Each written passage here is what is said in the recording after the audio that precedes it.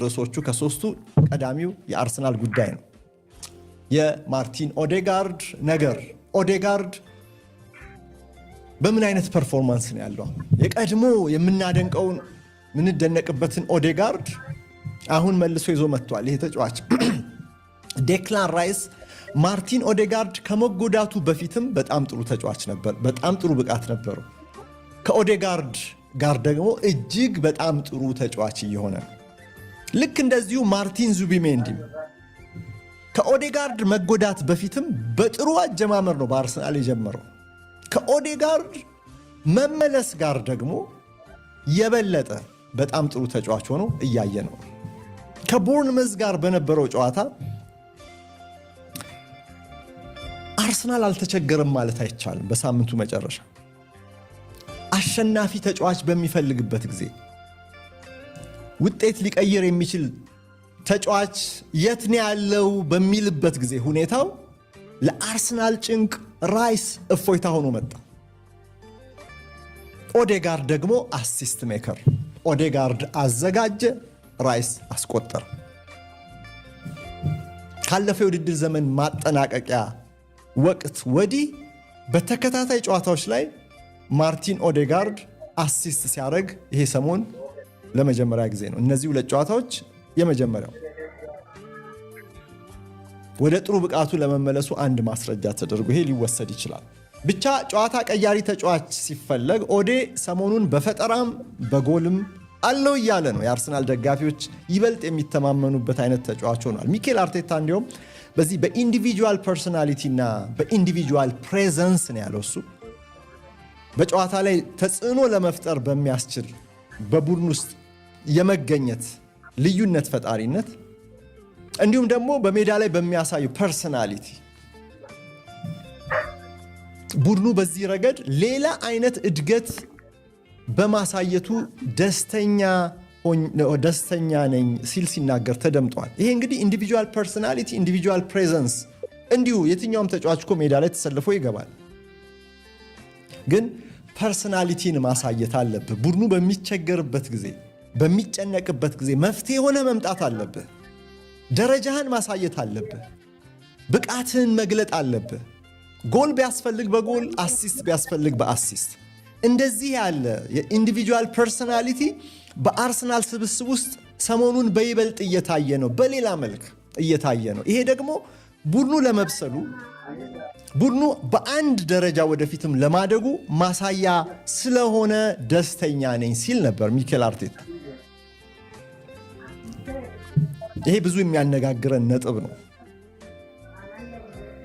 እውነትም ራይስ ፐርሶናሊቲውን ሁሌ እንዳሳየ ነው።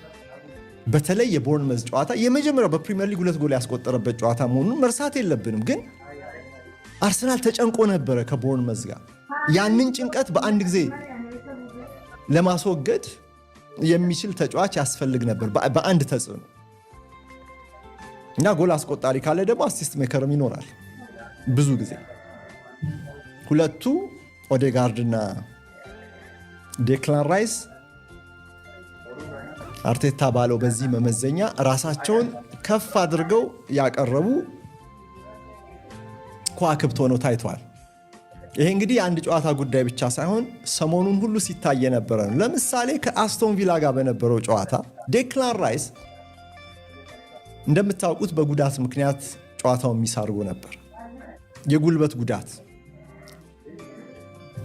ነገር ግን በዛ ጨዋታ ላይ ለመሰለፍ ራሱ የመጨረሻ ጥረት እንዳደረገ ሚኬል አርቴታ ሲናገር ነበር።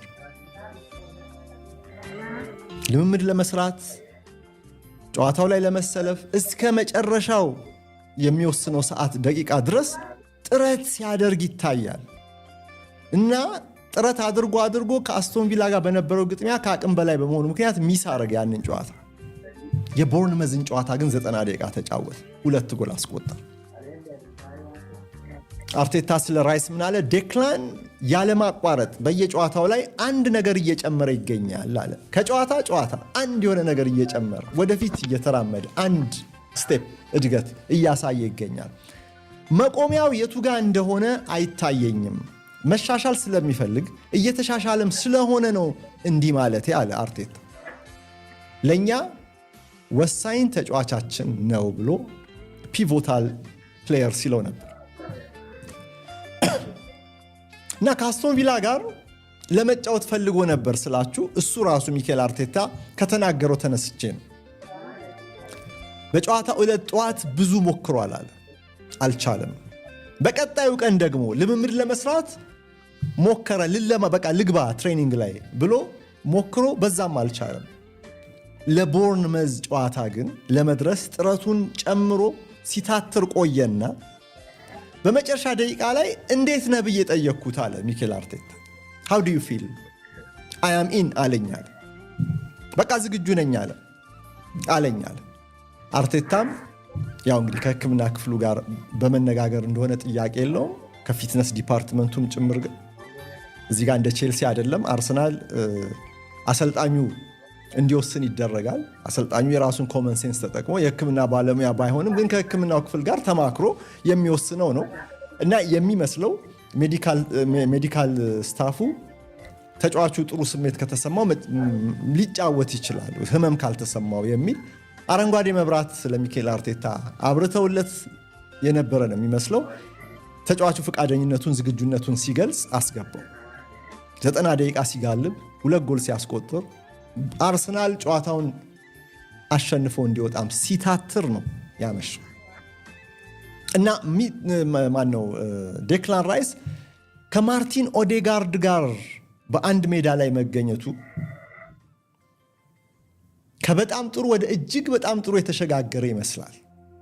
የሰሞኑን ፐርፎርማንስን ይሄንን የቦርንመዝን ጨዋታ ካያችሁ ኦዴጋርድ ተለይቶ ተመልሷል። ለየት ያለ ተጫዋች ሆኖ ጎልም አሲስትም እየመጣለት ነው። እንግዲህ ከብራይተን ጋር በነበረው ጨዋታ ላይ 2-1 ሲያሸንፉ ጎል አስቆጠረ። ከአስቶን ቪላ ጋር አሲስት፣ ከቦርንመዝ ጋር አሲስት። በ3 ተከታታይ ጨዋታዎች ላይ በጂኤ ወይ በጎልና በአሲስት ወይም በጎል ተሳትፎ ኦዴጋርድ አርሰናልን በይበልጥ ብቃት የሚረዳበት ሰዓት ላይ ይገኛል። አሁን አርሰናል ደግሞ የበለጠ በሚፈልግበት ሰዓት ላይ የደረሰለት። ምክንያቱም የኤቤሬቺ ኤዜ ነገር አስተማማኝ አይደለም። በአሰልጣኙ አሁን እየታመነበት አይደለም። የኤዜ የቶተናም ፐርፎርማንስ እንዳለ ሆኖ ግን ደግሞ በጨዋታዎች ላይ ብዙም ልዩነት መፍጠር ሳይችል ተቸግሮ በወረደ ፐርፎርማንስ ተቀይሮ የወጣባቸው ጨዋታዎች አሉ። ወይም በቋሚነት ተሰልፎ ደግሞ ተቀይሮ እንዲወጣ የተደረገባቸው ግጥሚያዎችም አሉ። የአስቶን ቪላ የመጀመሪያው ጨዋታ አስቶን ቪላ አርሰናልን ያሸነፈበት እንደ ምክንያት ይጠቀሳል። እንግዲህ ወደ ኤዜ ጉዳይ አልገባም፣ ግን በኤዜ ወቅታዊ ፐርፎርማንስ ምክንያት የማርቲን ኦዴጋርድ አሁን እንደዚህ ልዩነት ፈጣሪ ሆኖ የመምጣቱ ነገር መቼም ለሚኬል አርቴታ ትልቅ የምስራች ነው። ግን ለአርቴታ ብቻ አይደለም፣ ለዙቢሜንዲም ለራይስም ጥሩ ዜና ነው እያልኳችሁ። የማርቲን ዙቢሜንዲ